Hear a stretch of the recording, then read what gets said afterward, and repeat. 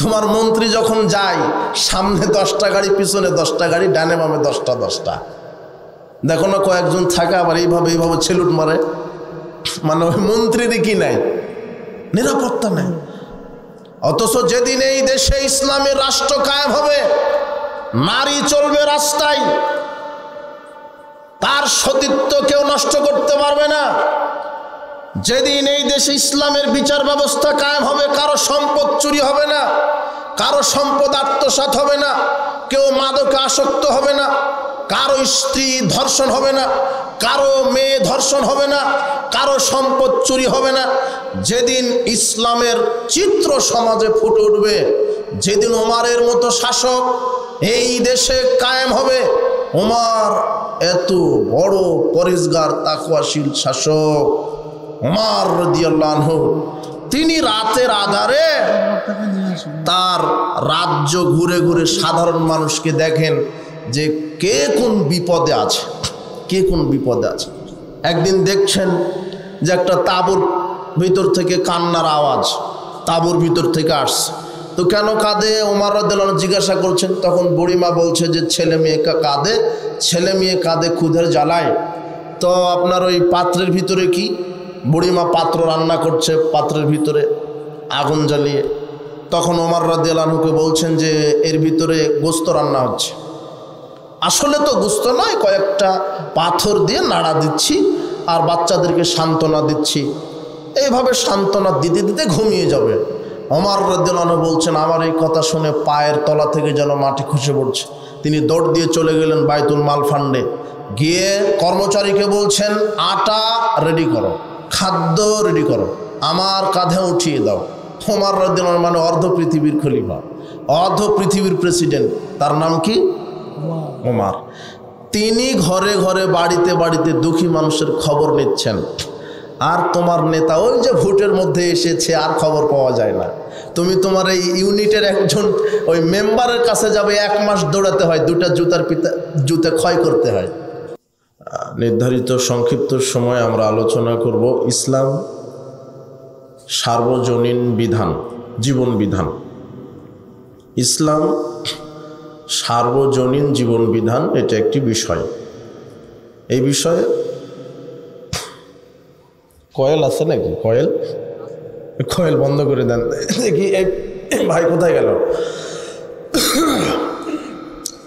যারা তোমরা দায়িত্বশীল, দেখো কয়েল আছে মনে হয়, কয়েলের ইয়েটা আমি নিতে পারি না।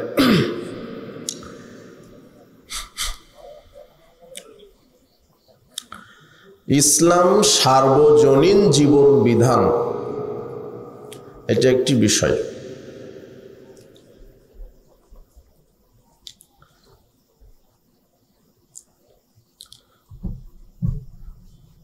যারা দাঁড়িয়ে আছেন, চলাচল করছেন, বসেন, দাঁড়িয়ে থাকবেন না, আমাদেরকে মূল্যায়ন করার চেষ্টা করেন। আর যারা আপনারা বসে আছেন, আজকের পরিবেশটা সুন্দর লাগছে আমার কাছে, কোনো বিশৃঙ্খলা নাই।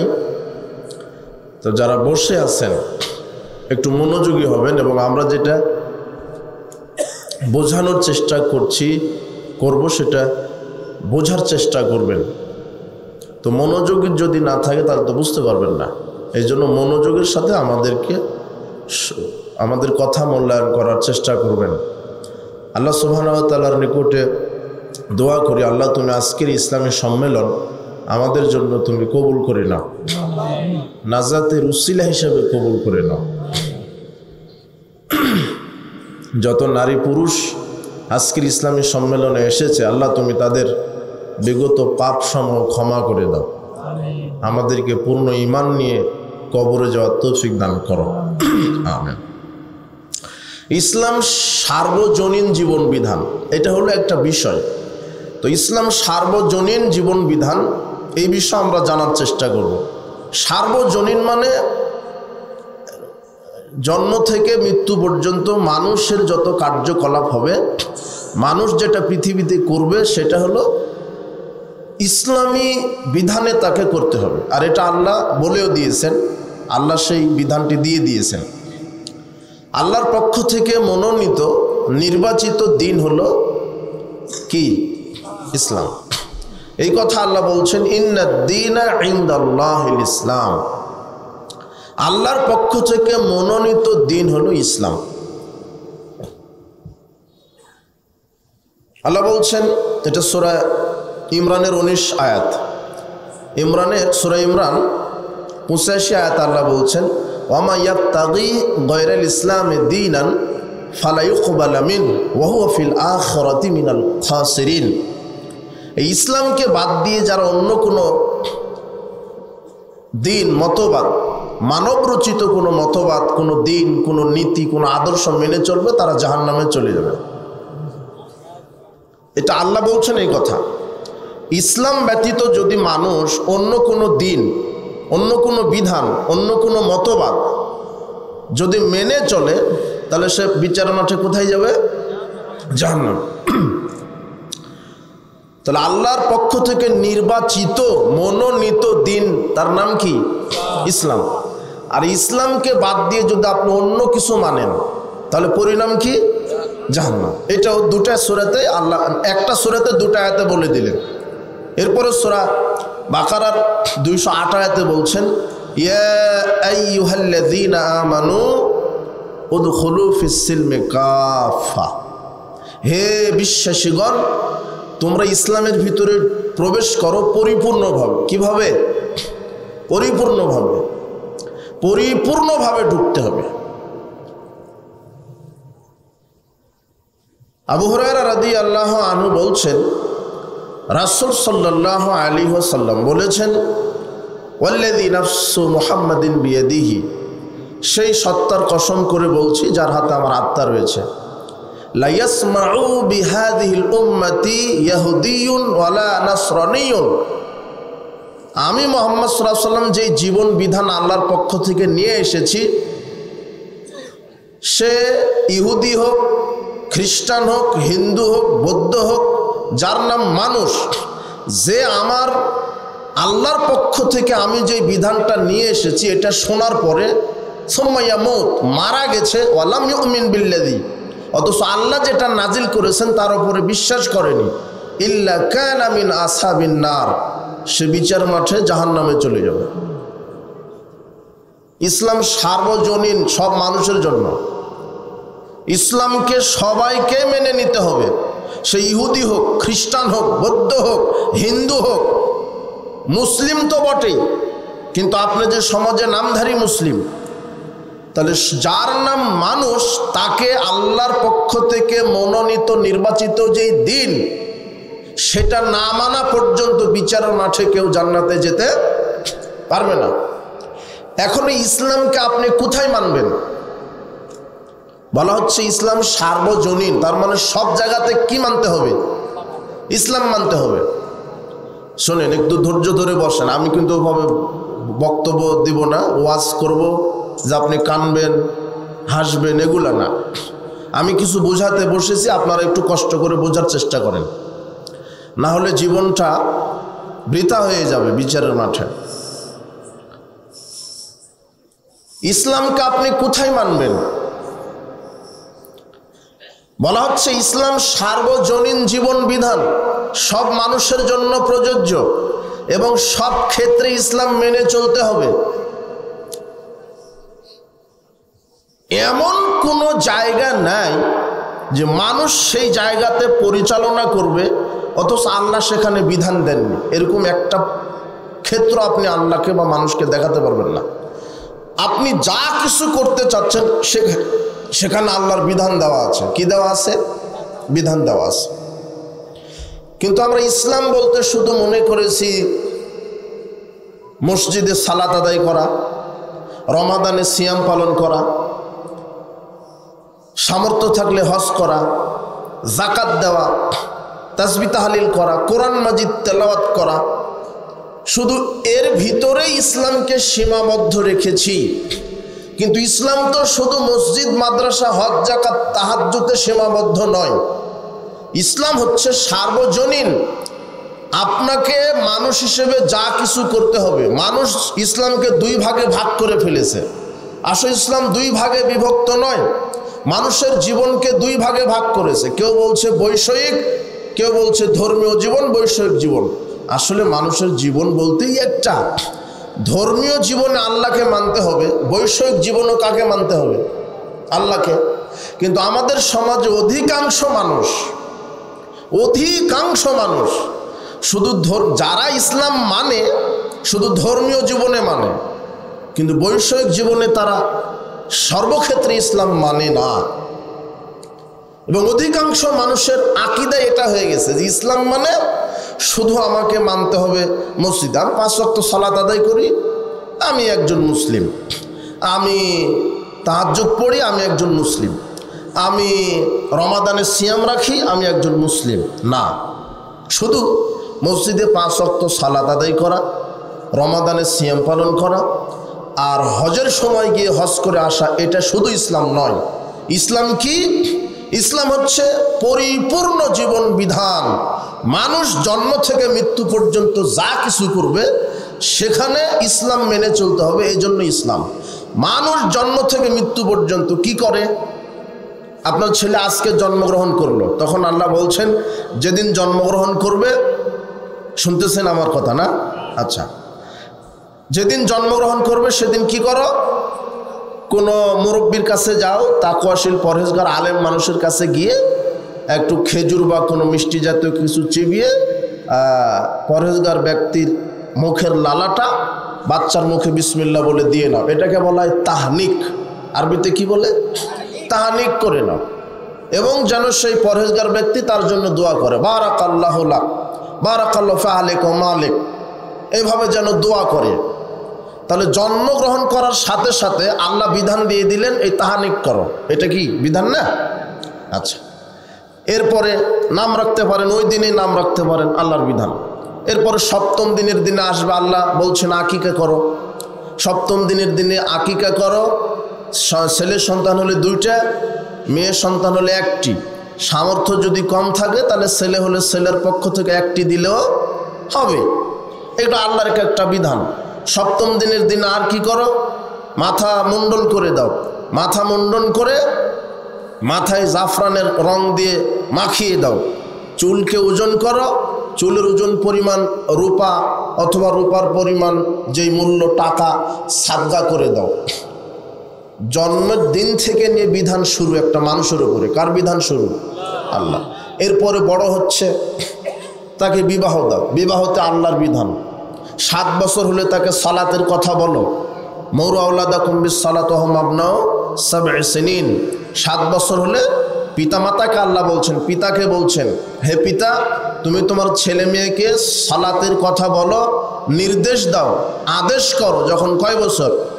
7 বছর। ওয়াদরিবুহুম আলাইহা ওয়া হুম আবনাউ 10 সিনিন।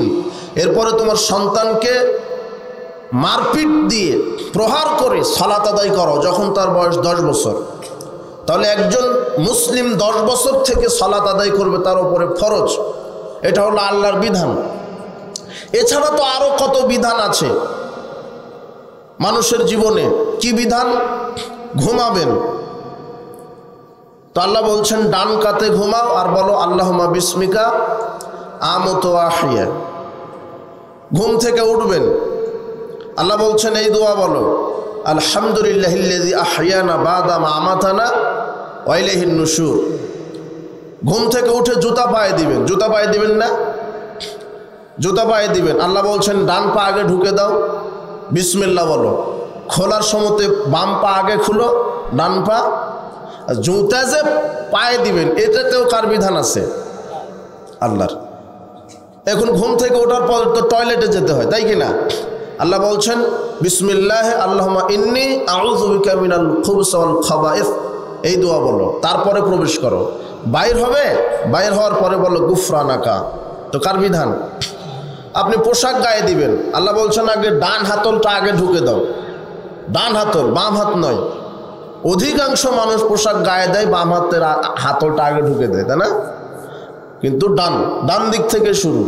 আল্লাহ বলছেন দোয়া বলো। কি দোয়া? আলহামদুলিল্লাহিল্লাযী কাসানি হাযা ওয়া রাযাকানি মিন গায়রি হাওলিন মিন্নি ওয়ালা কুওয়া। এই দোয়া বলো। তাহলে কি হবে?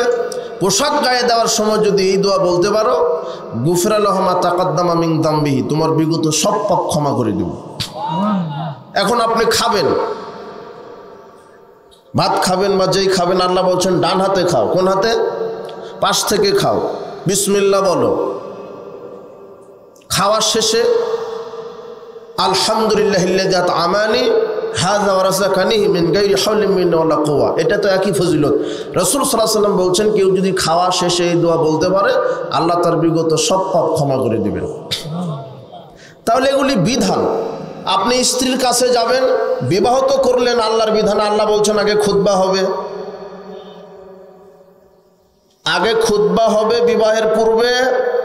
এরপরে মেয়ের বাপ দুইজন সাক্ষী নিয়ে ছেলের সামনে এইভাবে বলবে, আমার মেয়ে অমুক, এত টাকা মোহরের বিনিময়ে তুমি আমার মেয়েকে স্ত্রী হিসেবে কবুল করো। তখন ছেলে বলবে কাবিলতু, বা আমি কবুল করলাম। ঠিক আছে না? এটা ঠিক আছে না? উকিল ভাড়া করে আনেন, হ্যাঁ? একটা পাঁঠাকে ভাড়া করে আনেন না, যে পাঁঠা লাগবে। উকিল প্রথা হারাম। ইসলামে কোনো উকিল নাই। কিসের উকিল? উকিল কাকে বলে? দুদিন পর উকিলের সাথে আপনার মেয়ে ভেগে চলে যাবে। ও বলছে কি যে শিক্ষক মানে গুরু, পিতার সমতুল্য। তো শিক্ষকের সাথে ফেটে চলে গেছে আপনার মেয়ে, শিক্ষকের সাথে শিক্ষা সফরে গেছে আপনার মেয়ে। আপনার মেয়ে শিক্ষা সফরে যায়, তো শিক্ষক হলো বাপের মতো। শিক্ষকের সাথে শিক্ষা সফরে কেন? 2 কিলো যেতে পারবে না শিক্ষকের সাথে, হারাম। শিক্ষক হলো গায়রে মাহরাম। শিক্ষা সফরে গেছে, আবার বলছে যে আব্বু আমার সাথে অনেক আমার বয়ফ্রেন্ডরা আছে। আপনি আবার দোয়া করছেন তাহাজ্জুদ পড়ে, যে আল্লাহ আমার মেয়েটাকে জাফলংয়ে পাঠিয়ে দিয়েছি, শিক্ষা সফরে একটু সহি সালামতে পাঠিয়ে দিও। এমন সহি সালামত, বিবাহের পূর্বেই পেটে বাচ্চা। একটা নারী হজে যেতে পারে না তার মাহারাম ছাড়া। কি ছাড়া? পৃথিবীর সবচেয়ে বড় ধনী আপনার স্ত্রী, আপনি মারা গেছেন, তার বাপ নাই, তার ভাই নাই, তার ছেলে নাই, মাহারাম নাই। মাহারাম ছাড়া একটা নারী হজে যেতে পারে না। কোথায়? সে জায়গাতে আপনার স্ত্রী বাজারে যায় কেন? আপনার মেয়ে বাজারে যায় কেন? জি না, আমি ওগুলো না, ওদিকে চলে যাচ্ছে কথা। আমি কি বোঝাতে চাইলাম? বিবাহের পদ্ধতি, বিবাহ যে করবেন এখানেও কার বিধান আছে? আল্লাহ। রাসূল সাল্লাল্লাহু আলাইহি ওয়াসাল্লাম বলছেন বিবাহের পূর্বে খুতবা পড়ো। খুতবা শেষ, লা নিকাহা ইল্লা বিওয়ালিন, মেয়ের বাপ ছাড়া বিবাহ নেই। ওয়া শাহিদাইনি, 2 জন সাক্ষী আর মেয়ের বাপ ছাড়া বিবাহ নেই। 2 জন সাক্ষী লাগে আর বাপ লাগে মেয়ের। সাক্ষী লন্ডন থেকে হোক সমস্যা নেই, সাক্ষী আত্মীয় হোক আর যে দেশের যেই হোক সমস্যা নেই। 2 জন সাক্ষী, বর পক্ষের হোক আর কন্যা পক্ষের হোক, এটাও শর্ত নয়। 2 জন সাক্ষী হলেই হলো। 2 জন সাক্ষী আর মেয়ের বাপ ছাড়া কি হবে না? বিবাহ হবে না। এই জন্য আগে বিবাহের খুতবা। আল্লাহ বলছেন এই বিবাহ পড়ানোর পূর্বে খুতবা। খুতবা শেষ হবে, এরপরে মেয়ের বাপ বলবে। মেয়ের বাপ যদি নিজেই খুতবা পড়তে পারে আলহামদুলিল্লাহ, তাহলে হুজুর লাগবে না, মৌলানা লাগবে না। কিন্তু খুতবা যেহেতু পড়তে হবে সুন্নাত, এই জন্য মেয়ের বাপ যদি খুতবা পড়তে না পারে তাহলে কি করবে? একজন আলেমকে নিয়ে আসবে, আলেম খুতবা পাঠ করবেন। খুতবা শেষ, এরপরে মেয়ের বাপ এখন শুরু করবে বিবাহ। মেয়ের বাপ বিবাহ দিবে। মেয়ের বাপ ছাড়া পৃথিবীতে কোনো দ্বিতীয় পুরুষ নাই যে তাকে বিবাহ দিতে পারে মেয়ের বাপ বেঁচে থাকা অবস্থায়। মেয়ের বাপ এখন বিবাহ দিচ্ছে। আপনার যিনি জামাই হবেন তার সামনে বসবেন। আপনার সাথে কয়জন সাক্ষী থাকবে? 2 জন। 2 জন সাক্ষী নিয়ে আপনার জামাইকে বলবেন, আমার মেয়ে অমুক নাম, তার পিতা আমি, এত টাকা মোহরের বিনিময়ে তুমি কি আমার মেয়েকে স্ত্রী হিসেবে কবুল করছো? তখন ওই ছেলেটা বলবে কাবিলতু, হ্যাঁ আমি কবুল করছি। অনেকে বলে আলহামদুলিল্লাহ। আলহামদুলিল্লাহ বলা যাবে না। এটা আলহামদুলিল্লাহ মানে কি?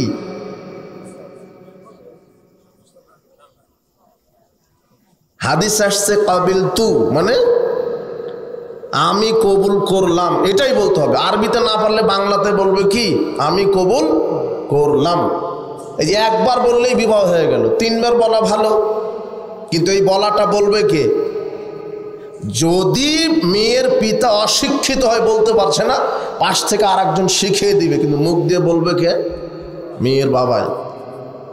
কিন্তু উকিল বাপ একটা নিয়ে আসা হয়েছে, ও আগে দুজন সাক্ষী নিয়ে মেয়ের কাছে যায়, মেয়ের কাছে গিয়ে বলে অমুক সাকিনের অমুক বাপের অমুক সন্তান তোমাকে বিবাহ করতে এসেছে এত টাকা মোহরের বিনিময়ে, তুমি কি তাকে স্বামী হিসেবে কবুল? তখন মেয়ে বলছে হ্যাঁ আমি কবুল করলাম। এই পদ্ধতি ইসলামে নেই। মেয়ের কাছে বিবাহ পড়াতে হবে না, মেয়ের কাছে বিবাহ পড়াতে হবে না। কি হবে? মেয়ের কাছ থেকে কি করবে? মেয়ের কাছ থেকে ওই দিন পিতা শুধু অনুমতি নিয়ে আসবে। কি নিয়ে আসবে? অনুমতি। মেয়ের বাপ মেয়ের কাছে গিয়ে বলবে যে আম্মু আমি তোমাকে আজকে বিবাহ দিতে চাচ্ছি অমুকের সাথে এত টাকা মোহরের বিনিময়ে, তোমার কি অনুমতি আছে? তখন মেয়ে বলবে ঠিক আছে আব্বু আমার অনুমতি আছে। তাও যদি না বলে চুপ থাকে, তাহলে ধরে নিতে হবে সেটা অনুমতি। এতটুকুন ইসলাম বলেছে। কিন্তু মেয়ের কাছে উকিল গিয়ে দুইজন সাক্ষী নিয়ে তার কাছে বিবাহ পড়াতে হবে, এই বিধান ইসলামে যদি থাকে তাহলে আগামীকাল আপনার এটা কোন থানা? আত্রাই থানা না? আত্রাই থানার সবচেয়ে বড় হুজুরকে বলবেন ওই বিধানটা আছে কোথায়, যে মেয়ের কাছে গিয়ে আগে বিবাহ পড়াতে হবে, এই বিধান আছে কোথায়? জি না, মুহাম্মদ সাল্লাল্লাহু আলাইহি ওয়াসাল্লাম বলছেন মেয়ের কাছ থেকে অনুমতি নিতে হবে শুধু। তাও অনুমতি নেবে কে? বাপ। অনুমতি বাপ নিয়ে এসে ছেলের কাছে ওইভাবে দুইজন সাক্ষী দিয়ে কি করবে?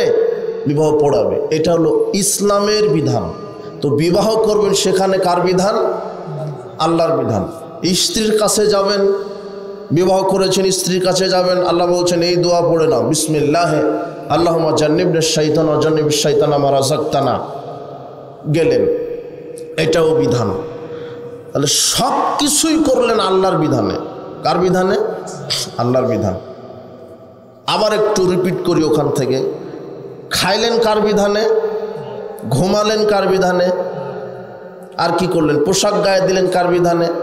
জুতা পরলেন কার বিধানে? আপনার ওই পোশাক গায়ে দিলেন কার বিধানে? পেশাব পায়খানা করলেন কার বিধানে? আল্লাহর বিধান আছে। আপনি জানেন না, মানেন না, সেটা আপনার ব্যর্থতা, কিন্তু যা কিছু করতে চাচ্ছেন সেখানে কার বিধান আছে? এই যে আপনি এক গ্লাস পানি পান করবেন, এই এক গ্লাস পানি পান করারই আলাদা আল্লাহ বিধান দিয়ে দিয়েছেন। ভাত খাবার তো বিধান আছে, শুধু এক গ্লাস পানি পান করবেন, তার জন্য আল্লাহ বলছেন আমার বিধান মানো। বলেন তো এক গ্লাস পানি পান করতে বিধান আছে কয়টা? ভুল হলো, 10টা বিধান লাগে। ওই যে কে বলেছে 10টা, ওটাই ঠিক। কয়টা বিধান? 10টা বিধান লাগে। শুধু এক গ্লাস পানি পান করবেন বলে আল্লাহ 10টা বিধান দিয়ে দিলেন। গণেন তো দেখি। এক, রাসূল সাল্লাল্লাহু আলাইহি ওয়াসাল্লাম বলছেন স্বর্ণরৌপ্যের পাত্রে পানি পান করা আমি হারাম করে দিলাম। স্বর্ণরৌপ্যের পাত্রে পানি পান করা কি হারাম। রাসূল সাল্লাল্লাহু আলাইহি ওয়াসাল্লাম বলছেন কেউ যদি স্বর্ণরৌপ্যের পাত্রে পানি খায় সে যেন আগুন খেলো। কি খেলো? আপনি যত বড়ই ধনী হন, স্বর্ণের দোকানদার, স্বর্ণের আপনি ফ্যাক্টরিতে বসে আছেন, তবু স্বর্ণ দিয়ে গ্লাস বানিয়ে কি করতে পারবেন না? পানি খেতে পারবেন। এটা বিধান নয়। 2, যেটা খাবেন সেটা হালাল হতে হবে, পানি হলেই হবে না। মাদকও তো পানীয় মদ, তো যেটা খাবেন সেটা হালাল পবিত্র হতে হবে। 3 নম্বর কি? জগ, কলস, মস্ক, এর মুখে পানি খাওয়া যাবে না। রাসূল সাল্লাল্লাহু আলাইহি ওয়াসাল্লাম বলছেন তোমরা ছোট পাত্রে, বড় পাত্র থেকে ছোট পাত্রে ঢেলে খাও। তো যার নাম আপনি গ্লাস দিয়েছেন গ্লাসে ঢেলে খাবেন। আরবের লোকেরা মস্কে পানি খেত। মস্ক একটা ওই কাপড়ের মতো বা থলের মতো একটা বড় একটা বস্তু, সেখানে মস্কে পানি রাখত, কলসের মতো। আপনি কলস অনুবাদ করেন কলস, বালতি, জগ, মস্ক। তো আপনি জগ থেকে কোথায় ঢেলে খেতে হবে? জগের মুখে খাওয়া যাবে না, এটা রাসূল সাল্লাল্লাহু আলাইহি ওয়াসাল্লাম নিষেধ। যদি পানি খেতে চান তাহলে কাতে ঢেলে খাবেন? গ্লাসে। তাহলে 3টা হলো।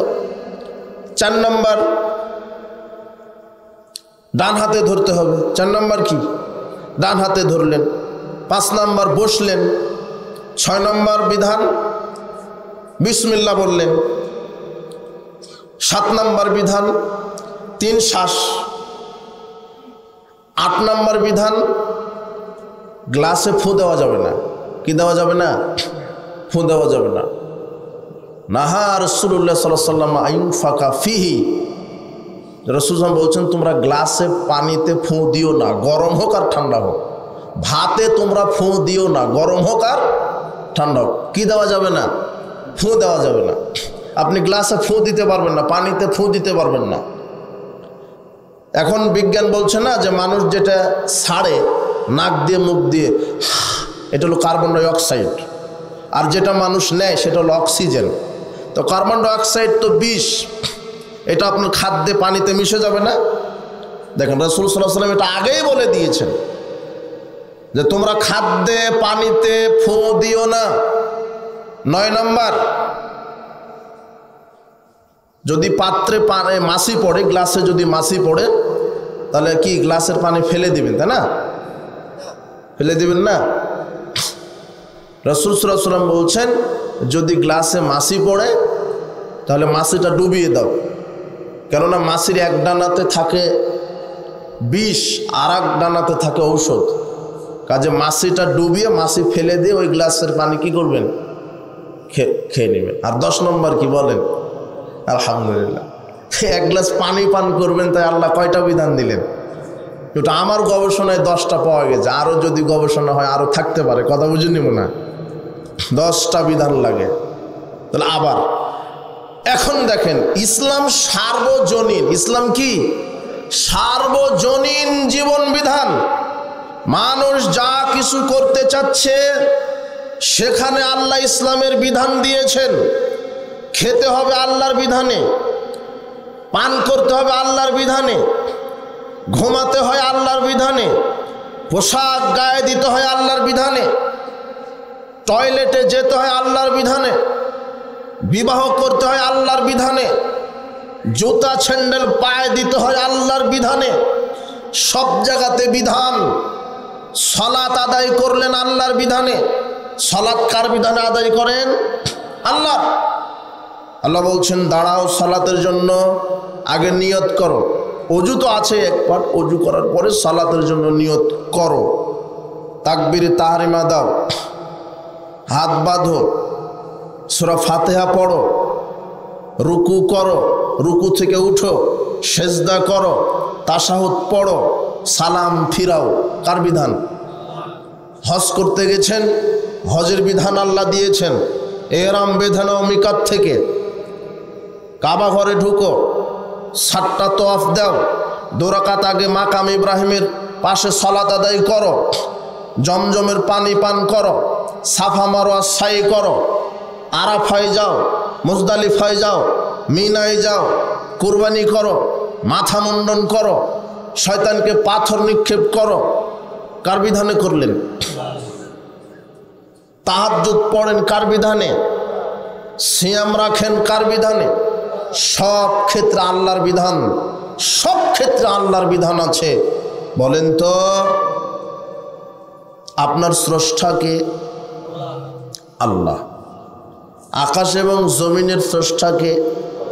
আল্লাহ। মানুষের স্রষ্টা আল্লাহ। মানুষের কোন কাজে কল্যাণ, কোন কাজে অকল্যাণ এটা জানেন কে? আল্লাহ। কেননা আমার স্রষ্টাকে আল্লাহ। তাহলে আমি কিভাবে পরিচালিত হব এই বিধানটাও দিয়েছেন কে? আল্লাহ। এই মোবাইলের স্রষ্টা আছে কে বলেন তো? মোবাইলের স্রষ্টা কে? মানুষ। ঠিক বলেছেন। কম্পিউটারের স্রষ্টা কে? মানুষ।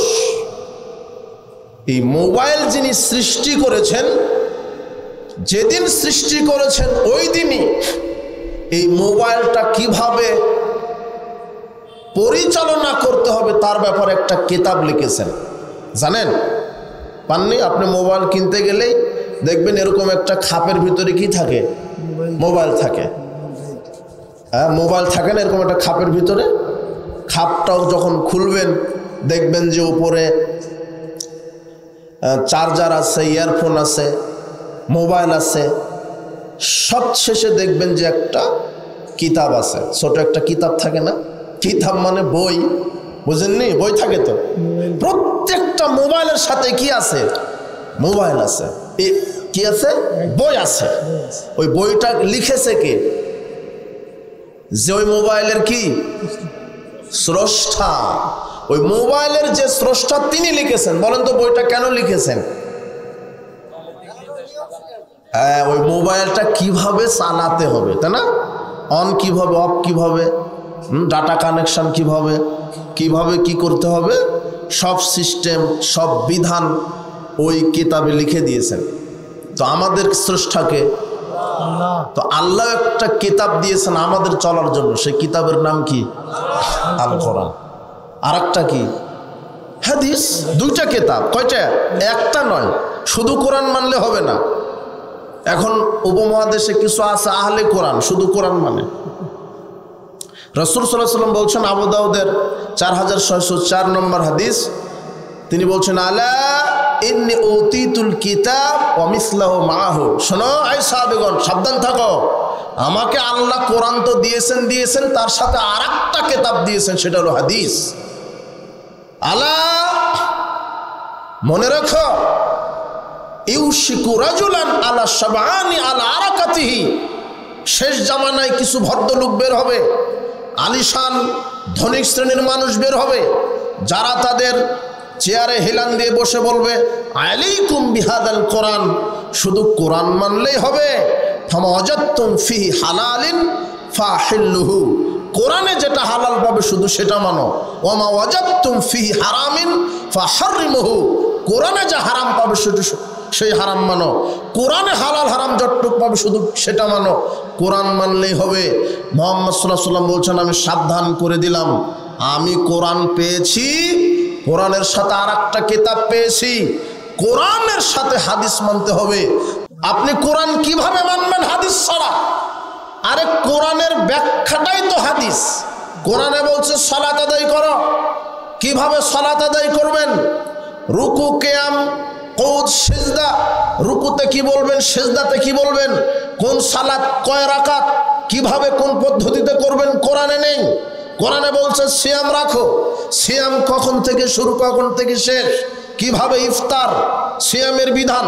কোরআনে বলছে হজ করো, কিভাবে করবেন, এটা হাদিসে যেতে হবে। হাদিস ছাড়া কোরআন মানা সম্ভব নয়, অসম্ভব। এই জন্য এক শ্রেণীর পথভ্রষ্ট ফিতনাবাজ বের হয়েছে, তারা শুধু বলছে কোরআন মানলে হবে। জি না, অসম্ভব। কোরআনে সকল মৃত প্রাণীকে হারাম ঘোষণা করা হয়েছে। তাহলে মাছ যে আপনি মৃত খান, তাহলে মাছ খাওয়া কি হবে? হারাম হবে। কোরআনে যত রক্ত, সব রক্তকে হারাম ঘোষণা করা হয়েছে। তা আপনি যে কলিজা প্লিহা খান, এটা তো রক্ত, কথা বুঝেননি? কিন্তু রাসূল সাল্লাল্লাহু আলাইহি ওয়াসাল্লাম বলছেন, তিনি বলছেন আল্লাহ যেমন হারামের বিধান দিতে পারে, আমি মুহাম্মদ সাল্লাল্লাহু আলাইহি ওয়াসাল্লামকে আল্লাহ ওই রকমই ক্ষমতা দিয়েছেন, আমিও হারামের বিধান দিতে পারি। সুবহানাল্লাহ। মুহাম্মদ সাল্লাল্লাহু আলাইহি ওয়াসাল্লাম বলছেন, আমি হারাম করলাম গৃহপালিত গাধা, আমি হারাম করলাম। কোরআনে কিন্তু গৃহপালিত গাধা হারাম নেই। কে হারাম করেছেন? মুহাম্মদ সাল্লাল্লাহু আলাইহি ওয়াসাল্লাম। আল্লাহ শুধু একাই কিছু ফরজ করতে পারেন না, রাসূল সাল্লাল্লাহু আলাইহি ওয়াসাল্লাম ফরজ করতে পারেন। মানে আল্লাহ করানোর ক্ষমতা দিয়েছেন। আল্লাহ বলছেন, ফারাদা রাসূলুল্লাহ সাল্লাল্লাহু আলাইহি ওয়াসাল্লাম যাকাতুল ফিতর, আমি মুহাম্মদ সাল্লাল্লাহু আলাইহি ওয়াসাল্লাম যাকাতুল ফিতর কি করলাম? ফরজ। যাকাতুল ফিতর কে ফরজ করেছেন? মুহাম্মদ সাল্লাল্লাহু আলাইহি ওয়াসাল্লাম। গাধা কে হারাম করেছেন? মুহাম্মদ সাল্লাল্লাহু আলাইহি ওয়াসাল্লাম। তো শুধু আপনি যদি কোরআন মানেন, তাহলে গাধা তো খাওয়া জায়েজ হবে, অথচ গাধা খাওয়া কি হারাম। গৃহপালিত গাধা হারাম, বন্য গাধা খাওয়া যায়, গৃহপালিত গাধা হারাম। যদি আপনি শুধু কোরআন মানেন, মাছ খেতে পারবেন না, কলিজা প্লিহা খেতে পারবেন না। কিন্তু রাসূল সাল্লাল্লাহু আলাইহি ওয়াসাল্লাম বলছেন, আমি দুইটা জিনিস জায়েজ করে দিলাম, মৃত মাছ আর মৃত টিড্ডি পাখি, দুইটা প্রাণী খাওয়া জায়েজ করে দিলাম। মৃত গরু মৃত হলে খাওয়া কি হারাম, ছাগল মরা হলে হারাম। আপনার বাড়িতে যে মুরগিটা মারা গেছে, ওটা জবাই করে খাওয়া কি কিন্তু মুরগির মতোই ছোট্ট একটা পাখি আছে, টিড্ডি পাখি। মুসনাদ আহমদে আসছে 5725 নম্বর হাদিস। রাসূল বলছেন, টিড্ডি পাখি আর কলিজা প্লিহা খাও, মৃত মাছ খাও, আমি মুহাম্মদ সাল্লাল্লাহু আলাইহি ওয়াসাল্লাম হালাল করে দিলাম।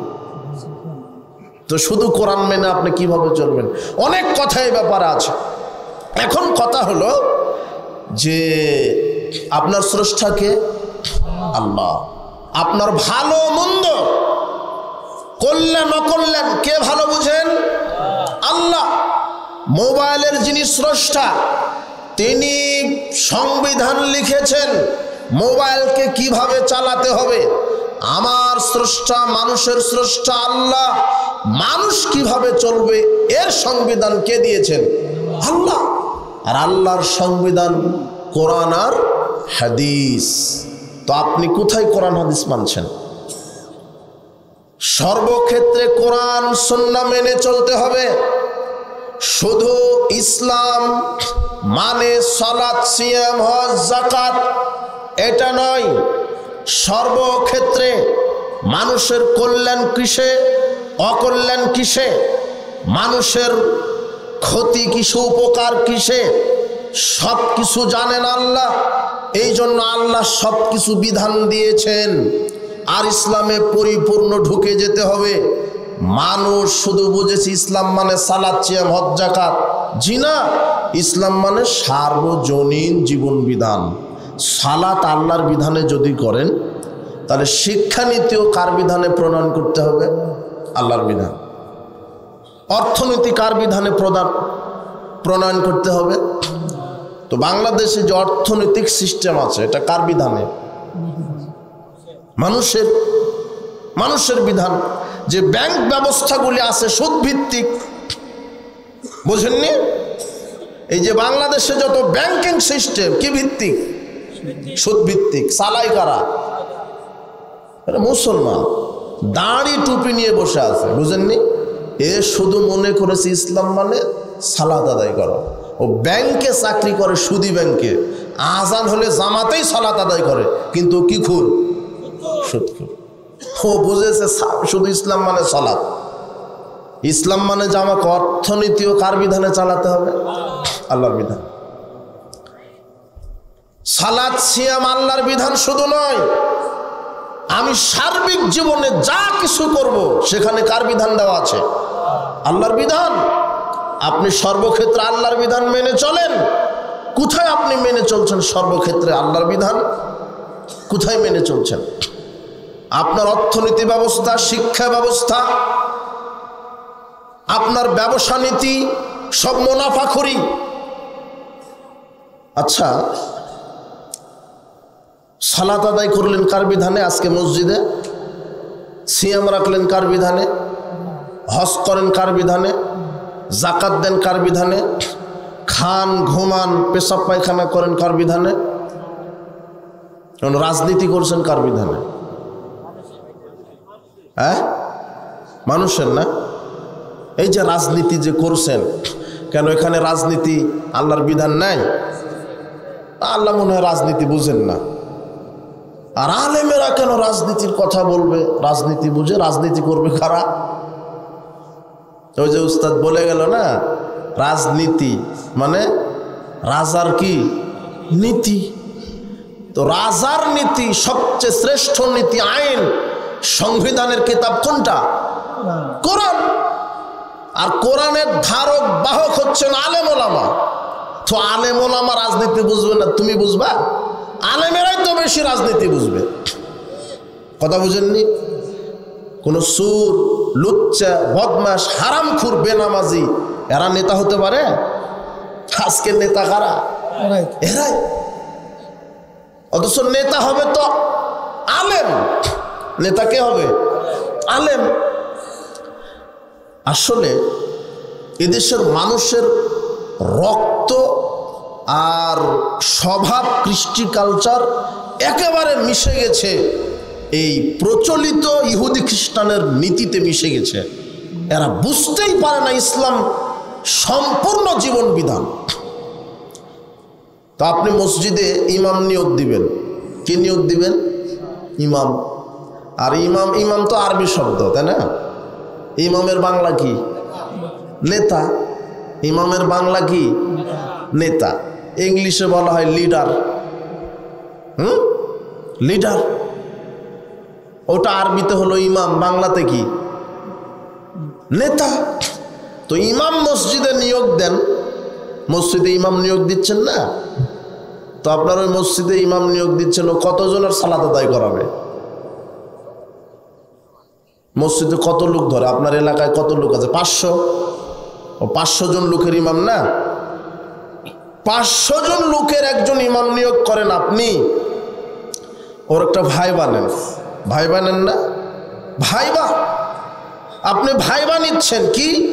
ইমাম সাহেব দাড়ি ছাঁটে কিনা? কথা বুঝেননি? ডিগ্রি কেমন আছে?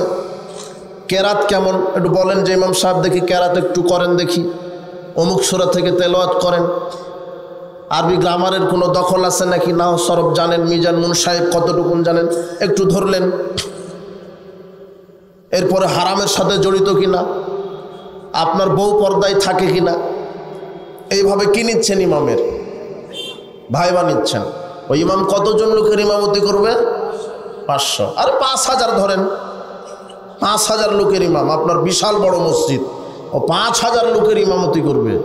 কিন্তু আপনি কি সুন্দর ভাইবা নিচ্ছেন। দাড়ি ছাঁটা হলে ওকে আর কি নিতেন না, তাই না? বউ যদি বেপরদায় থাকতো ওকে কি করতেন না? নিতেন না। প্যান্ট যদি টাকনোর নিচে থাকতো নিতেন না। হারামের সাথে যদি, লুচ্চামের সাথে জড়িত থাকতো, এই ইমামকে আপনি নিতেন?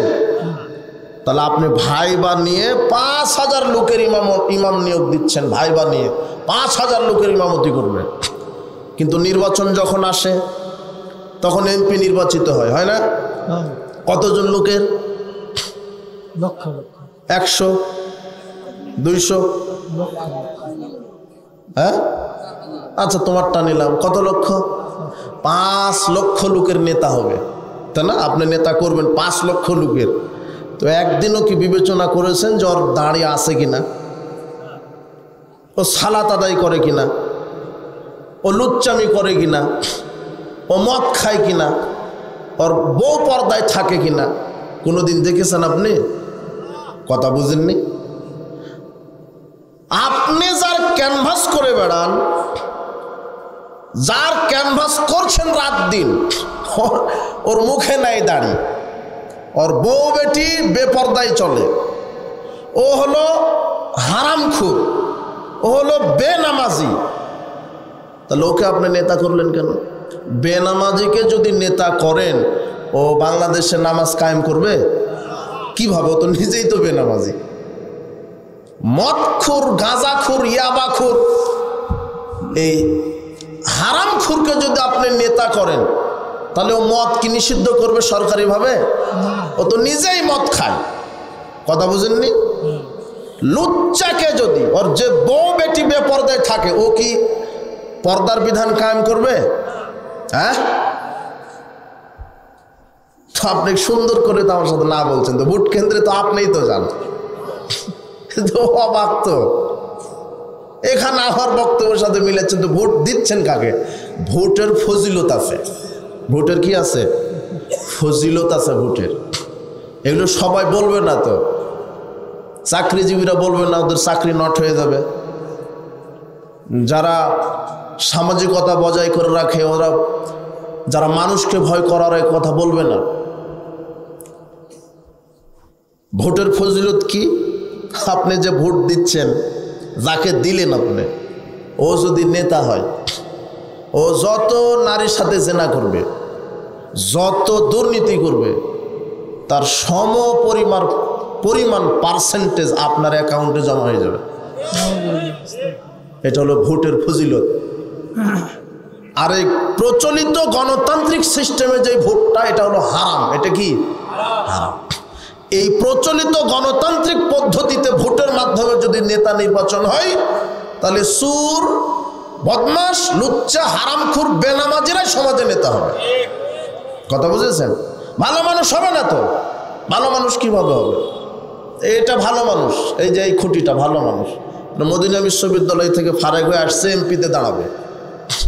আর এটা হলো মমতাজ, শিল্পী মমতাজ আছে না?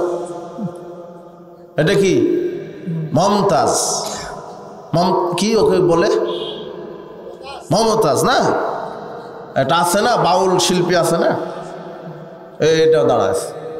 আর হলো আলেম মানুষ, তাকওয়াশীল মানুষ। এ ভোট পেয়েছে আপনার এই আত্রাই থানার 99 জন আলেমের, পরহেজগার বড় বড় আলেম 99 জনকে ভোট দিয়েছে। আর মমতাজ বেগমকে ভোট দিয়েছে যারা সিনেমাখুর, নাটকখুর, গাঁজাখুর, লুচ্চা, বদমাস। হ্যাঁ, এরা হলো 100 জন ভোট দিয়েছে। বলো তো এমপিকে? হ্যাঁ, এইটাই হলো গণতন্ত্র আর এই প্রচলিত ভোট পদ্ধতি। আর এতদিন ধরে এই গণতান্ত্রিক সিস্টেমে অযোগ্য এরাই হলো সংসদে বসেছিল। তাই তো সংসদে গান গায়, সংসদে কোরআন তেলাওয়াত হয় না, সংসদ থেকে কি শোনেন আপনি? গান। ওখানে পাঠায়েছে, আপনিই তো ওদের পাঠায়েছে। কোন দুর্নীতিবাজ, কোন বেনামাজি, কোন লুচ্চা, কোন বদমাস, কোন হারামখোর, যারা কোরআন সুন্নাহ জানে না, এরা নেতৃত্ব হতে পারে না, নেতৃত্ব দিতে পারে না। আরে দেশের নেতা হবে তো যারা দেশের হকপন্থী আলেম ওলামা, এরাই তো নেতা হবে। যদি এরা নেতা হয়, যদি এই দেশের হকপন্থী আলেম ওলামা যদি নেতা হয়, 300টা সিট আছে জাতীয় সংসদে, 300টা সিটে যদি বেনামাজি বাদ দিয়ে ঘুষখোর, সুদখোর, দুর্নীতিবাজ, লুচ্চা, হারামখোর, মদখোর, এই সেকুলার নেতাগুলিকে বাদ দিয়ে যদি আপনি বাংলাদেশের সংবিধানের 300টা, বাংলাদেশের সংসদের 300টা সিটে এই দেশের হকপন্থী 300 জন আলেমকে এমপি মন্ত্রী নির্বাচন করেন, আর যদি সংবিধান ইহুদি খ্রিস্টানের বাদ দিয়ে সংবিধান যদি কোরআন সুন্নাহ করতেন, আজকে আলেম ওলামার এই রাত জেগে বক্তব্য দেওয়া লাগতো না। আজকে এখানে আমাকে উঠার পরেও বলা হয়েছে একটু মাদকের বিরুদ্ধে বলেন। বেটা, মাদকের বিরুদ্ধে আমি বলবো কেন? মাদকের বিরুদ্ধে কথা হবে সংসদে। সংসদে যেদিন 300 জন হকপন্থী আলেম ওলামা দাঁড়াবে, আর যখন কোরআন সুন্নাহ কায়েম হবে, 24 ঘন্টার মধ্যে মাদকের লাইসেন্স খবর দেওয়া হবে। যারা মদ খাবে, গাঁজা খাবে, ইয়াবা খাবে, আল্লাহ বলছেন প্রথমে তাদেরকে ধরো, 40টা জুতার পিঠা মারো, এরপরে যদি আবার খায় 80টা মারো, আবার খেলে তাকে বসো তোমরা 5 বছর জেল দাও। এটা হলো ইসলামের আইন। তুমি যে নেতাকে সংসদে বসায়ছো, ও মদের লাইসেন্স দেয়, ও হলো হারামখোর একটা। ও গাঁজা বন্ধ করবে না, গাঁজার লাইসেন্স দিয়ে গাঁজাকে জীবিত রাখবে। ওই জন্য আলেমকে বসাতে হবে। মাওলানা সাহেব বক্তব্য দিবে না, বাবাজিরা তোমরা নামাজ পড়ো, নামাজ না পড়লে জাহান্নামে যাবে, এরকম বক্তব্য স্টেজ থেকে হবে না। এরকম বক্তব্য দেশের হকপন্থী আলেম ওলামা যখন এমপি মন্ত্রী হবে, সেদিন সংসদে বসে আইন পাশ করবে। বাংলাদেশের প্রত্যেকটা আকেল বালেগ, প্রত্যেকটা মুসলিম নারী পুরুষকে আজ থেকে 5 ওয়াক্ত সালাত বাধ্যতামূলক করা হলো। যারা 5 ওয়াক্ত সালাত আদায় করবে না, তাদের আজীবন জেল হবে। এটা আইন পাশ করা হবে, সংসদ থেকে আইন পাশ করা হবে। জেনার বিরুদ্ধে আলেম বক্তব্য দিবে না, জেনার বিরুদ্ধে বক্তব্য দিবে সংসদে। কেন? সংসদে যে এখন সংবিধান কোরআন হাদিস, তখন পাশ করে দেওয়া হবে বিবাহের পূর্বে কেউ যদি জেনায় লিপ্ত হয় 100 লাঠি পিটানো হবে। বিবাহের পরে যদি কেউ জেনায় লিপ্ত হয়, তাহলে তাকে ঢাকার নয়াপল্টন মাঠে, বিশাল মাঠে, লক্ষ কোটি মানুষের সামনে বুক পর্যন্ত একে গেড়ে দিয়ে পাথর মেরে মাথা ফাটিয়ে দিতে হবে। এই বিধান যখন বাংলার জমিনে কায়েম হবে, রাতারাতি লুচ্চামি বন্ধ হয়ে যাবে। ওয়াজে কাম হবে না। ওয়াজে কি করে কাম হবে? এই জন্য আগে নেতৃত্বের সংস্কার দরকার। তোমার নেতা কিভাবে জেনার বিধান কায়েম করবে? একজন নেতার 1400 নারীর সাথে জেনার সম্পর্ক আছে, ও জেনা করে। গাঁজার বিধান কিভাবে বাতিল করবে? ও খায়। এরকম হারামখোর, বেনামাজি, এরা নেতা হওয়ার যোগ্যতা রাখে না। এই যুবক শোনো, তুমি মনে রাখো, এই নেতার পিছনে ছোট না। যেই নেতা তোমাকে ওযুর কথা বলে না, ইমানের কথা বলে না, আমলের কথা বলে না, সালাতের কথা বলে না, সিয়ামের কথা বলে না, বলে আমার ক্যানভাস করো, আমার দলে যোগ দাও। কি হবে? টাকা দিব, নারী দিব, গাড়ি দিব, বাড়ি দিব। জি না, এই নেতা তো জাহান্নামে যাবে, তোমাকে নিয়ে যাবে, তুমি মনে রেখো, তুমি সাবধান হও। এরকম নেতার পিছনে ছোট না। কোন হারামখোর, দুর্নীতিবাজ, বেনামাজি নেতা হতে পারে না। নেতা হবে যে কোরআন সুন্নাহর জ্ঞান রাখে, যে আলেম। তোমার সমাজ ব্যবস্থাটাই ভঙ্গুর। মসজিদের সভাপতি আছে বেনামাজি, তুমি কি দিয়ে ঠেকাবে? মসজিদের সেক্রেটারি, সভাপতি, ক্যাশিয়ারে হলো দুর্নীতিবাজ, মসজিদের টাকা মেরে খায়। কথা বুঝনি? মসজিদে যে তুমি যাকে সভাপতি করেছো, এ তো বেনামাজি। তোমার যে সেক্রেটারি, যে ক্যাশিয়ার, এ হলো দুর্নীতিবাজ। এ কি উপকার করবে? দুর্নীতিবাজ, মদখোর, বিড়িখোর, সিগারেটখোর, এরা কি করে নেতা হতে পারে? আরে কোনো বেনামাজি, কোনো মদখোর, বিড়িখোর, সিগারেটখোর টয়লেটের সভাপতি হওয়ার যোগ্যতা রাখে না এরা। আপনাকে মসজিদের দায়িত্ব দিলেন মানে? আশ্চর্য কথা। ও কেন ইসলামী জালসার প্রধান অতিথি হবে? যাকে আপনি ইসলামী জালসার প্রধান অতিথি করেছেন, এ কেবলা চিনে না, এ সালাত তো বহুদূরের কথা, ওযুই জানে না, বলে ইসলামী জালসার প্রধান অতিথি। ও বক্তব্য দিবে, আলেম ওলামার শোনা লাগবে বেটা। আলেম ওলামা বক্তব্য দিবে, ওরা বসে বক্তব্য শুনবে।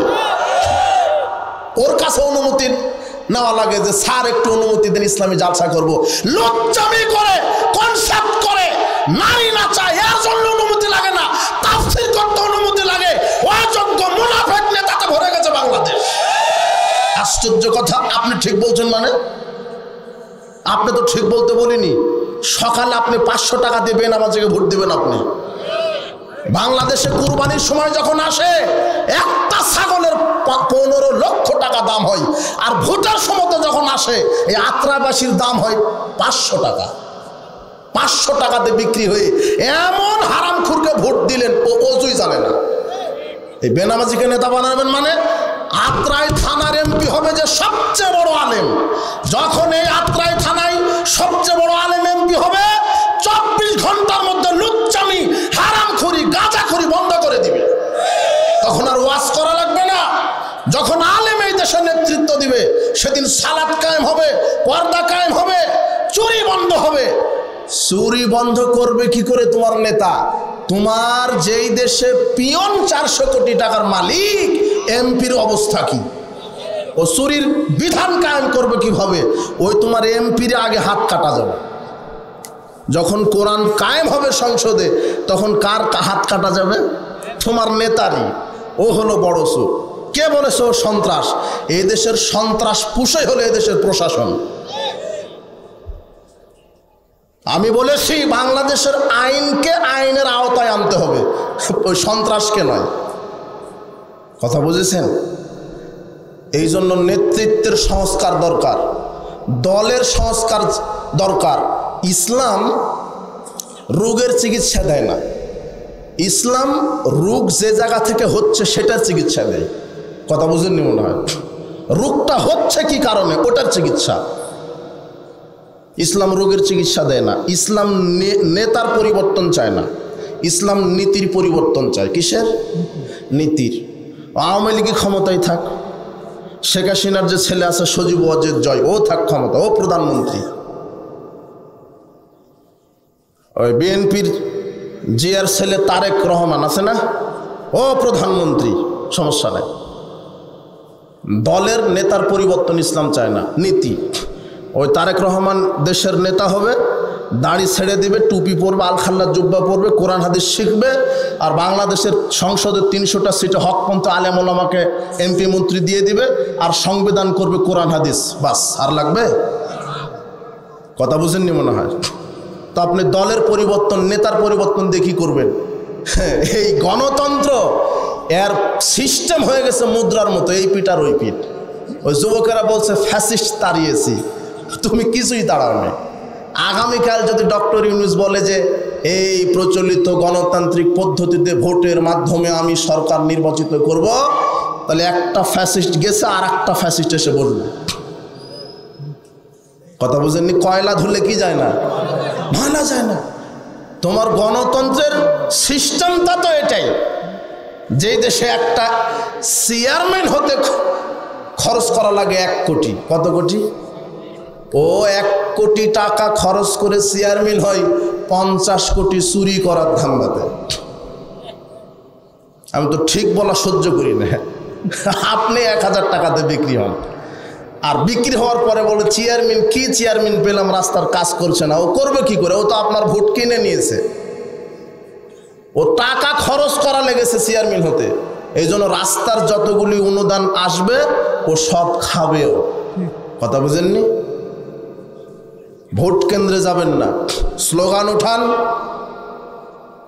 তোমার যারা দাড়ি টুপি নিয়ে রাজনীতি করা শুরু করেছে, এদের আল্লাহর উপরে ভরসাই নাই যে ক্ষমতা আল্লাহ দিতে পারে, ইমানের উপরে ভরসাই নাই। ইব্রাহিম আলাইহিস সালাম মণ্ডপে ঢুকে মূর্তি ভাঙার জন্য, আর তোমার হুজুর মণ্ডপে যায় মূর্তি উদ্বোধন করার জন্য। কথা বুঝলি তুমি? ওদের পিছনে ছোটা লাগবে না। ও লেখা হয় ইসলামী গাঁজা ফ্যাক্টরি, তাহলে গাঁজা জায়েজ না? এটা ইসলামী গাঁজা, কিন্তু বুঝেন এটা কি গাঁজা? কি ওস্তাদ? হ্যাঁ, বিসমিল্লাহ বিড়ি ফ্যাক্টরি। আচ্ছা, গাঁজা একজনে খাচ্ছে বাম হাতে, কিন্তু আপনি খাবেন বিসমিল্লাহ বলে, জায়েজ হবে না? বিসমিল্লাহ বলে খাচ্ছেন তো। তো ওরা ইসলামী দল, আসলে ওরা হলো গণতান্ত্রিক দল। কথা বুঝেছেন? ইসলামী দল নয়। ওদের ভরসা নাই যে আল্লাহ ক্ষমতা দিতে পারে। এখন আপনি বলবেন যে সমাজ ইসলাম কায়েম হবে কিভাবে? তো নবী রাসূলদের তরিকায়। কিভাবে? দিন রাত দাওয়াত দিতে হবে। দিতে থাকেন 1 বছর, 2 বছর, 20 বছর, 100 বছর, 500 বছর। নূহ আলাইহিস সালাম 950 বছর দাওয়াত দিয়েছেন। যখন বাংলাদেশের 16, 18, 20 কোটি মানুষ বুঝবে যে না, এই ইলেকশন পদ্ধতিতে নেতা নির্বাচন হলে চোর ডাকাত পাবো, আমরা সিলেকশনে নেতা চাই। কিসে সিলেকশন? এটা ইসলামী পদ্ধতি, ইসলামী শরিয়া। সিলেকশন কি? বাছাই। মানে 10 জন জ্ঞানী লোক, পরহেজগার, তাকওয়াশীল ব্যক্তি, 10 জন লোক 2-3 দিন চিন্তা ভাবনা করবে যে বাংলাদেশের প্রধানমন্ত্রী কাকে করা যায়, কে যোগ্য, তাকওয়াশীল, পরহেজগার, একেবারে কোরআন হাদিসের উপরে পণ্ডিত কে আছে, একটু ভাববে। ভেবে ভেবে ওহ হ্যাঁ, ডক্টর আসাদুল্লাহ গালিব খুব ভালো মানুষ, এ হবে মন্ত্রী। আচ্ছা, আব্দুল্লাহ ফারুক সালাফি আছেন, শহীদুল্লাহ খান মাদানী আছেন। এইভাবে নাম চলে আসবে মুখে। যে মন্ত্রী হবে সে স্বপ্নেও জানবে না যে আমি হব। কথা বুঝেন নিব না? এটা হলো ইসলামী পদ্ধতি। আর গণতান্ত্রিক পদ্ধতিতে বলছে আমাকে নেতা বানান, ও নেতৃত্ব চেয়ে নিচ্ছে। রাসূল বলছেন নেতৃত্ব চেয়ে নেও না, চেয়ে নিলে আল্লাহর পক্ষ থেকে সহযোগিতা আসবে না। আর যদি চেয়ে না নিয়ে যদি নেতৃত্ব আসে, তাহলে আল্লাহ কি করবেন? তোমাকে সহযোগিতা করবেন। তো রাজনীতিটা আপনি করবেন কার বিধানে? আল্লাহর বিধানে। আল্লাহর বিধানে রাজনীতি করতে হবে। গণতন্ত্র কুফরি মতবাদ, শিরকি মতবাদ। গণতন্ত্র এবং ইসলামের মধ্যে পার্থক্য হলো, গণতন্ত্র হচ্ছে মানুষের তৈরি করা আইন, আর ইসলাম কি প্রদত্ত আইন? আল্লাহ প্রদত্ত। কার আইন? ইসলাম। গণতন্ত্রে মানুষের বিধান পরিবর্তনশীল, আর ইসলামে আল্লাহর বিধান অপরিবর্তনশীল। গণতন্ত্র অধিকাংশ রায় চূড়ান্ত, আর ইসলামে ওহির বিধান কি? চূড়ান্ত। গণতন্ত্রের সার্বভৌম ক্ষমতার মালিক জনগণ, আর ইসলামের সার্বভৌম ক্ষমতার মালিক আল্লাহ। গণতন্ত্রে ক্ষমতার উৎস জনগণ, ইসলামে ক্ষমতার মালিক আল্লাহ। গণতন্ত্রে নারী নেতৃত্ব জায়েজ, আর ইসলামে নারী নেতৃত্ব না। তোমার যে দাড়ি টুপি নিয়ে যারা রাজনীতি করছে, ওদেরকে আগে সংবিধান দেখানো হয়েছিল বাংলাদেশের, যে 30% নারী নেতৃত্ব থাকতে হবে। এটা মেনে নিলে রাজনীতি করো, না হলে করো না। এরা মেনে নিয়ে মাঠে নেমেছে। কত পার্সেন্ট? 30%। অর্থ মুহাম্মদ সাল্লাল্লাহু আলাইহি ওয়াসাল্লাম বলছেন লা ইফলিহু কওমুন ওয়ালাউ আমরাহুম ইমরাতান। ওই জাতি সফল হবে না যেই জাতিতে একজন নারী নেত্রী হবে। অত তোমার নেতা দাড়ি টুপি লাগিয়ে একবার ডানা কাটা পরির সাথে ক্যানভাসে নেমে গেছে। তো এই নেতা দিয়ে দেশ সংস্কার হবে না, অসম্ভব হবে না, লিখে রাখেন হবে না। গণতন্ত্র দিয়ে ইসলাম কায়েম হবে না। ইসলাম প্রতিষ্ঠিত হবে ইসলামেরই তরিকায়। ইসলামের নিজস্ব একটা ক্ষমতা আছে, ইসলাম একটা আদর্শর নাম। আল্লাহ প্রদত্ত দিন হচ্ছে ইসলাম। মানুষের তৈরি কোনো মতবাদের মোকাপেক্ষী ইসলাম হতে পারে না। কথা বুঝেছেন? তাহলে আমার সালাত কার বিধানে? রাজনীতি আল্লাহর। আপনি করছেন কার? এখন কার বিধানে রাজনীতি করছেন? অর্থনীতি কার বিধানে? রাসূল সাল্লাল্লাহু আলাইহি ওয়াসাল্লাম যা তার জীবনে সবচেয়ে বেশি বিরোধিতা করতে বলেছেন ইহুদি খ্রিস্টানের। কাদের? ইহুদি খ্রিস্টানের। সব সময়তে বলতেন ইহুদি খ্রিস্টানের তোমরা বিরোধিতা করো, ইহুদি খ্রিস্টানের বিরোধিতা করো। আল্লাহর নবী বলছেন ইন্নাল ইয়াহুদা ওয়ান নাসারা লা ইয়াসবুগুন। ইহুদি খ্রিস্টান যদিও দাড়ি রাখে, তারা দাড়িতে খেজাব দেয় না। কাজেই ফাখালিফুহুম, তোমরা ইহুদিদের বিরোধিতা করো। ইহুদিরা সাদা দাড়ি রাখে, তোমরা সাদা দাড়িকে রাঙিয়ে নাও, খেজাব দাও, তবে কালো ব্যতীত। কি ব্যতীত? যদি সাদা দাড়িতে আপনি লাল কালার করেন, মেহেদি দেন, তাহলে কাদের বিরোধিতা করলেন? ইহুদিদের। রাসূল সাল্লাল্লাহু আলাইহি ওয়াসাল্লাম ইহুদিদের বিরোধিতা করতে বলেছেন, সব ক্ষেত্রে বিরোধিতা করতে বলেছেন, সব ক্ষেত্রে। ওদেরই বিধান। অর্থনীতি তাদের, সমাজনীতি তাদের, রাজনীতি তাদের, শিক্ষানীতি তাদের, বিচার ব্যবস্থা তাদের, আইন ব্যবস্থা তাদের। শুধু আহাই যুবক, তুমি হলো বাংলাদেশে মুসলিম হিসেবে ঘর জামায় আছো, তুমি শুধু মুসলিম, তোমার ক্ষমতা শুধু মসজিদ মাদ্রাসায়। যাও কোর্টে যাও, তোমাকে লাথি মারবে। কোর্টের যে বিচারপতি সেও মুসলিম, কিন্তু সংবিধান লিখে কার? ইহুদিদের। কথা বুঝনি তুমি? তাহলে যখন সার্বিক ক্ষেত্রে ইসলামী বিধান চলে আসবে, সেদিন পর্দা কায়েম হবে, সেদিন আর জেনা হবে না, সেদিন মদকে হারাম ঘোষণা করা হবে, চুরি করলে হাত কাটা হবে আর চুরি হবে না, মানুষ নিরাপদে থাকতে পারবে। ইসলামটাই হচ্ছে শান্তিপূর্ণ ধর্ম, ইসলামটাই হচ্ছে নিরাপদময় ধর্ম। কিন্তু আমরা ইসলাম মানি, মুসলিম, তারপর আমাদের নিরাপত্তা নাই। কেন? ইসলামের বিধান আমাদের সমাজে নাই। ইসলামী বিধান যদি থাকতো তাহলে কি হতো? নিরাপদে থাকতাম। কিন্তু ইসলামী বিধান নাই বলে আমাদের নিরাপত্তা নেই। কে নিরাপত্তা দিবে? যে নিরাপদের ডিলার হাতে নিয়েছে তারই তো নিরাপত্তা নেই। তোমার মন্ত্রী যখন যায়, সামনে 10টা গাড়ি, পিছনে 10টা গাড়ি, ডানে বামে 10টা। দেখো না কয়েকজন থাকে আবার এইভাবে ছেলুট মারে। মানে ওই মন্ত্রীরই কি নাই? নিরাপত্তা নাই। অথচ যেদিন এই দেশে ইসলামের রাষ্ট্র কায়েম হবে, নারী চলবে রাস্তায়, তার সতীত্ব কেউ নষ্ট করতে পারবে না।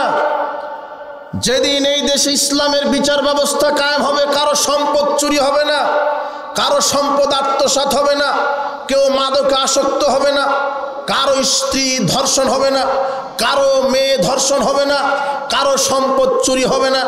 যেদিন ইসলামের চিত্র সমাজে ফুটে উঠবে, যেদিন ওমরের মতো শাসক এই দেশে কায়েম হবে, ওমর এত বড় পরেজগার তাকওয়াশীল শাসক ওমর রাদিয়াল্লাহু আনহু, তিনি রাতের আধারে তার রাজ্য ঘুরে ঘুরে সাধারণ মানুষকে দেখেন যে কে কোন বিপদে আছে, কে কোন বিপদে আছে।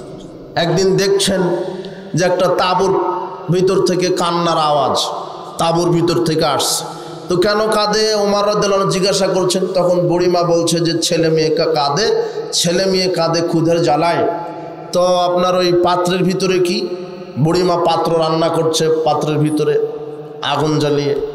তখন ওমর রাদিয়াল্লাহু আনহুকে বলছেন যে এর ভিতরে গোস্ত রান্না হচ্ছে।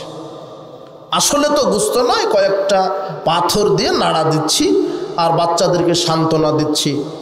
এইভাবে সান্ত্বনা দিতে দিতে ঘুমিয়ে যাবে। ওমর রাদিয়াল্লাহু আনহু বলছেন, আমার এই কথা শুনে পায়ের তলা থেকে যেন মাটি খসে পড়ছে। তিনি দৌড় দিয়ে চলে গেলেন বাইতুল মাল ফান্ডে, গিয়ে কর্মচারীকে বলছেন আটা রেডি করো, খাদ্য রেডি করো, আমার কাঁধে উঠিয়ে দাও। ওমর রাদিয়াল্লাহু আনহু মানে অর্ধ পৃথিবীর খলিফা, অর্ধ পৃথিবীর প্রেসিডেন্ট, তার নাম কি? ওমর। তিনি ঘরে ঘরে বাড়িতে বাড়িতে দুঃখী মানুষের খবর নিচ্ছেন। আর তোমার নেতা ওই যে ভোটের মধ্যে এসেছে, আর খবর পাওয়া যায় না। তুমি তোমার এই ইউনিটের একজন ওই মেম্বারের কাছে যাবে, 1 মাস দৌড়াতে হয়, 2টা জুতে ক্ষয় করতে হয়, তাও বলে যে নেতা ঘুমাচ্ছে গাঁজা খেয়ে, উঠতে দেরি হবে। ও দেরি হবে উঠতে, আপনি আগামীকাল আসেন।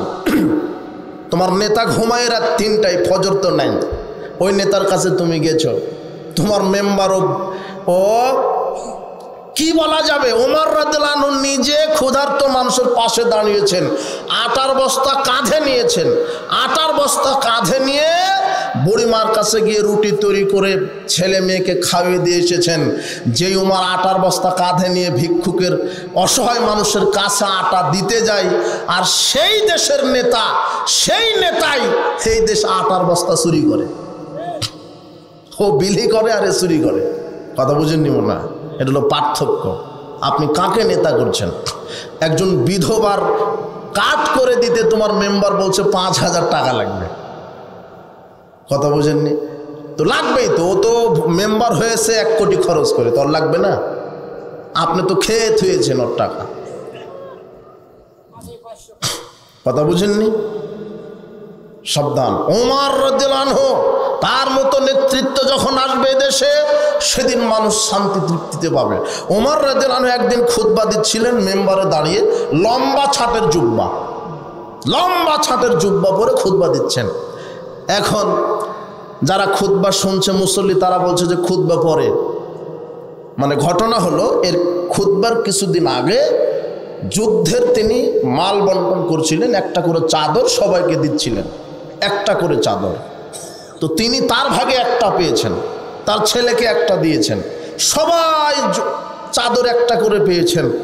তো যেই চাদর পেয়েছেন ওই চাদরে জুব্বা হবে না, একটা জুব্বা হবে না। উনি ওই চাদরের ছাট দিয়ে জুব্বা তৈরি করে খুতবা দিচ্ছেন। তো এখন মুসল্লিরা বলছে খুতবা পরে, আপনি এই যে 2 ছাটের চাদরের জুব্বা কোথায় পেলেন? আপনি তো একটা পেয়েছেন, আপনার 2টা জুব্বা কিভাবে হলো? আগে হিসাব দেন। তখন ওমর রাদিয়াল্লাহু আনহুর ছেলে আব্দুল্লাহ বলছেন, শোনেন, আমার যেটা ভাগে পেয়েছিলাম সেটা আমার আব্বাকে দিয়েছি, আর আমার আব্বা উঁচা পাঁচা মানুষ, তাই 1 ছাটের ওই চাদরের জুব্বা হয়নি, তাই আমার একটা চাদর দিয়েছি, এই 2 চাদর মিলিয়ে জুব্বা তৈরি করেছে। তখন বলছে যে এখন খুতবা চালান, এর জবাব দিই তা। আর তোমার একজন ওই পুলিশ কর্মকর্তার ছুকে যে থাকে 500টা শার্ট,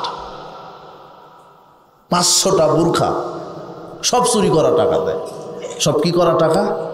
নিজের টাকা হলে তো 500টা কিনতো না, বুঝেননি মনে হয়? হিসাব বুঝেন না নাকি? কতদিন আর ঘুমিয়ে থাকবেন? একটু বলেন না।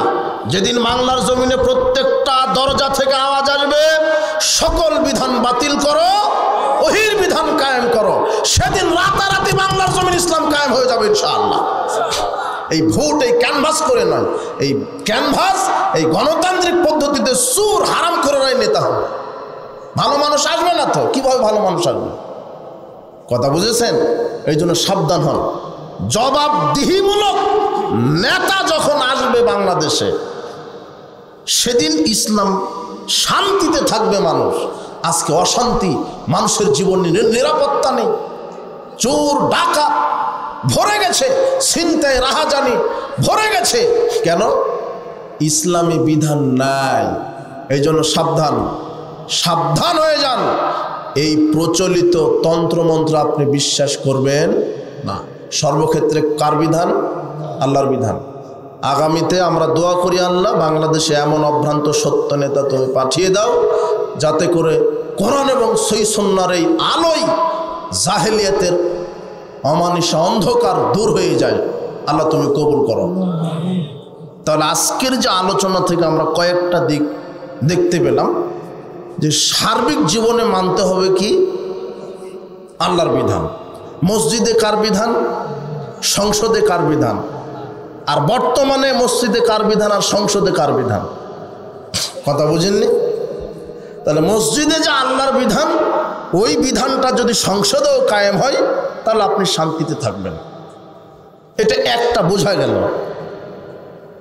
একটা কি হলো? আপনি বুঝতে পারলেন। দ্বিতীয়টা কি? আদর্শ হবে একজন মানুষের, তার নাম হচ্ছে মুহাম্মদ সাল্লাল্লাহু আলাইহি ওয়াসাল্লাম, অন্য কারো নয়, ইহুদির নয়, খ্রিস্টানের নয়, কোনো বিজাতির নয়। বরং ইহুদি খ্রিস্টান বিজাতিদের আপনি কি করবেন? বিরোধিতা করবেন। রাসূল সাল্লাল্লাহু আলাইহি ওয়াসাল্লাম এটাই বুঝিয়েছেন যে তোমরা বিজাতিদের বিরোধিতা করো। তিনি বলছেন যে খালিফুল মুশরিকিন, মুশরিকদের বিরোধিতা করো। একটু শোনেন, একটু আমি শেষ করে দেবো, ওই যে বাসার ভাই আসলে শেষ করে দেবো, উনি আসতে দেরি হচ্ছে। খালিফুল মুশরিকিন, মুশরিকদের কি করো? বিরোধিতা করো। ওয়াফিরুল লিহা, দাড়ি ছেড়ে দাও। ওয়াহফুস শাওয়ারিব, আর গোফটা খাটো করো। দাড়ি ছেড়ে দিলে কাদের বিরোধিতা করা হয়? মুশরিকদের, খ্রিস্টানের। তাহলে দাড়ি ছেড়ে দেন, দাড়ি চাঁচা যাবে না, দাড়ি ছেড়ে দিলে তাদের বিরোধিতা। সাদা দাড়িতে খেজাব লাগালে তাদের বিরোধিতা, তবে সাদা দাড়িতে কালো খেজাব লাগাতে পারবেন না। রাসূল সাল্লাল্লাহু আলাইহি ওয়াসাল্লাম বলছেন কেউ যদি সাদা দাড়িতে কালো খেজাব দেয় তাহলে সে জান্নাতের সুগন্ধিও পাবে না। ইয়াকুনু ফি আখিরিজ জামান ইয়াখযুবুনা বিসসাওয়াদি কাহাওয়াসিলিল হামাম। রাসূল সাল্লাল্লাহু আলাইহি ওয়াসাল্লাম বলছেন কেউ যদি সাদা দাড়িতে কালো খেজাব লাগায়, লা ইয়ারিহুনা রাইহাতাল জান্নাহ, সে জান্নাতের কি পাবে না? সুগন্ধিও পাবে না। সাদা দাড়িতে কালো খেজাব দেওয়া যাবে না, অন্য যে কোনো রঙে রাঙিয়ে দেন, লাল, নীল, হলুদ, যেটা আপনার পছন্দ। তবে বাড়তি কিছু করেন না, যেহেতু সমাজে কায়েম আছে কি মেহেদি লাল, সেটা করবেন। কথা বুঝেননি মনে হয়? কিন্তু কালোটা কি করা যাবে না, দেওয়া যাবে, তাহলে জাহান্নাম হবে। এটা কেমন একটা ব্যাপার, কিন্তু এটা আল্লাহর বিধান। দাড়ি ছেড়ে দিতে হবে, সাদা দাড়িতে খেজাব লাগাতে হবে কালো ব্যতীত। ইহুদি খ্রিস্টানের বিরোধিতা করতে হবে সব ক্ষেত্রে। ছেলে মেয়েকে টাটা বাই বাই শিখাবেন না, ওটা কাদের সিস্টেম? ইহুদি খ্রিস্টানের। কি শিখাবেন? মামা চলে যাচ্ছে, খালু চলে যাচ্ছে, তার নানা চলে যাচ্ছে, দাদা যাচ্ছে, তখন ছেলেকে শিখিয়ে দেবেন ওই যে দাদা যাচ্ছে সালাম দাও, নানা যাচ্ছে সালাম দাও। আরও বেশি যদি কিছু জানেন তাহলে বলবেন যে এইভাবে বিদায় দাও দাদাকে, কি আস্তাউদিউল্লাহ দীনাকা ওয়া আমানাতাকা ওয়া খাওয়াতিমা আমালিকা ওয়া যাওয়াদাকা আল্লাহু তাকওয়া ওয়া গাফারা যামবাকা ওয়া ইয়াসসারা লাকাল খায়রা হাইসুমা কুনতা। এটা শিখান। অন্তত কি দিতে শিখাবেন? সালাম। ছেলে মেয়েকে পথভ্রষ্ট করেন না। কি শিখাচ্ছেন ছেলে মেয়েকে? আর আপনি বা কি শিখলেন? আমি তো আপনাকে চিনি, আপনি সালাম দিতেই শিখেননি। আপনি বলছেন আসসালামু আলাইকুম, তাহলে এটা হলো?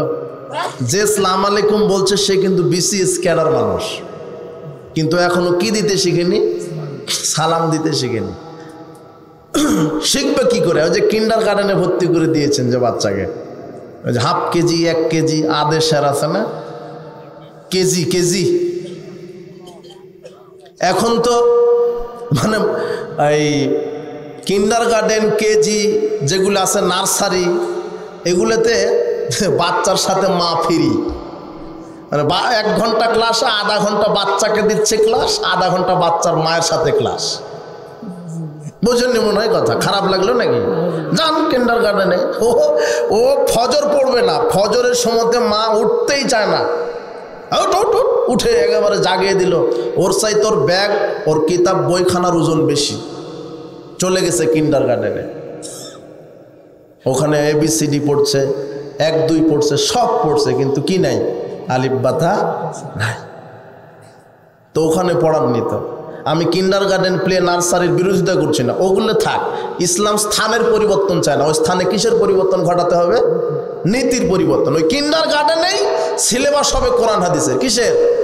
কোরআন হাদিসের। বাস ওই মক্তবে আপনার ছেলে পড়বে, তাহলে দেখবেন 4 বছরের বাচ্চা সুন্দরভাবে সালাম দিবে। কিভাবে? আসসালামু আলাইকুম ওয়া রাহমাতুল্লাহি ওয়া বারাকাতুহু। এছাড়া যদি আপনার ছেলে বিশেষ ক্যাডারও হয় তাহলে সালাম দিতে শিখবে না। বলছে যে আমার ছেলেটা, হুজুর একটু দোয়া করেন। হুজুর আমার ছেলে 5 বছর বয়স, এর কম্পিউটারের সব ফাংশন জানে, কিন্তু সূরা ফাতিহা এখনো শিখিনি। আমার মেয়েটা 4 বছর যাচ্ছে, একেবারে মোবাইলের সব ফাংশন জানে, কিন্তু অজু এখনো জানে না। সব শিখালেন, কি শিখালেন? তো এই দিতে হবে না, শিখাতে হবে কোরআন হাদিস। যাক, আমি আর সামনে ওভাবে কথা বলবো না। আজকে আমার বিষয় কি ছিল বলেন তো? হ্যাঁ হ্যাঁ, এই বিষয়টা অন্তত মনে রাখেন, বক্তব্য তো মনে রাখতে পারবেন না। ইসলাম সার্বজনীন, সালাত যার বিধানে, রাজনীতিও তার বিধানে, হজ যার বিধানে, অর্থনীতি তার বিধানে। মা বোনেরা এসেছেন, আল্লাহ সুবহানাহু ওয়া তাআলা আমাদের সবাইকে ইসলাম সার্বিক জীবনে মেনে চলার তৌফিক দান করুন। বারাকাল্লাহু ফিকুম ওয়া জাযাকুমুল্লাহ খায়র। আসসালামু আলাইকুম ওয়া রাহমাতুল্লাহি ওয়া বারাকাতুহু।